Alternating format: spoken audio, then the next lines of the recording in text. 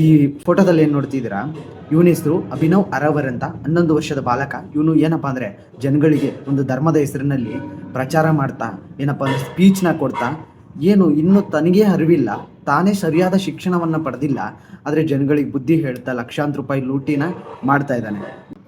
Government ಈ ಹುಡುಗರೆ ಪ್ರಶಸ್ತಿ ಕೊಟ್ಟು ಸನ್ಮಾನ ಮಾಡುತ್ತೆ. ಆ್ಯಂಡ್ ಇನ್ನೊಂದು ಫ್ಯಾಕ್ಟ್ ಹೇಳ್ತೀನಿ, ಇದರಲ್ಲ ಇವನು 14 ವರ್ಷದ ಬಾಲಕ ಅಮಿತ್ ಗೌತಮ್ ಅಂತ. ನೀವು ಸೋಷಿಯಲ್ ಮೀಡಿಯಾದಲ್ಲಿ ನೋಡ್ತಾ ಇರ್ಬೋದು, ಇವನೊಬ್ಬ ಸೋಷಿಯಲ್ ಮೀಡಿಯಾ ಕಂಟೆಂಟ್ ಕ್ರಿಯೇಟರ್. ಈ ಸುದ್ದಿ ಎಲ್ಲ ಕಡೆ ಓಡಾಡ್ತಾ ಇದೆ.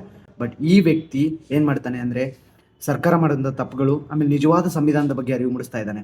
ಇದು ಏನಾಗುತ್ತೆ, ಸರ್ಕಾರಕ್ಕೆ ಮುಟ್ಟುತ್ತೆ ಒಂದು ವಿಡಿಯೋ ವೈರಲ್ ಆಗಿ. ಇವನ ವಿರುದ್ಧ ಏನು ಮಾಡ್ತಾರೆ, FIR ದಾಖಲೆ ಮಾಡ್ತಾರೆ.